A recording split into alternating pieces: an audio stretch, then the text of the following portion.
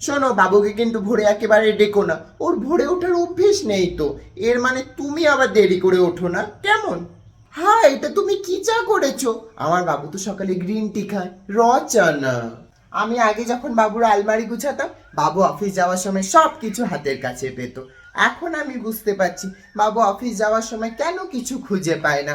এটা তুমি আলমারি গুছিয়েছো? হুম। এই চিংড়ি মাছটা তুমি কার জন্য রান্না করছো?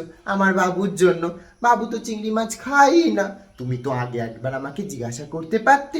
আর বাবু তো আমার হাতে রান্না ছাড়া অন্য কারো হাতে রান্না পছন্দই করে না। তুমি বরঞ্চ আমাকে কেটে কুটে এগিয়ে দিও, আমি রান্নাটা করব কেমন? তোমার মায়ের হাতে অনেক সময় বলো, তাই তো তোমাকে সারাদিন ফোন করতে থাকে। আর আমি তো সংসারে কাজ ছেড়ে একটুও সময় পাই না।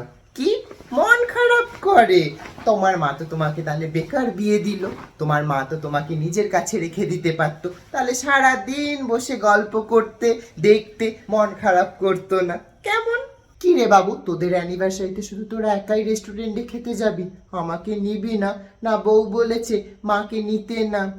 আরে আমারও তো শখ করে যে ছেলের সাথে যাই, একটু ঘুরি, কোথাও গিয়ে খাই।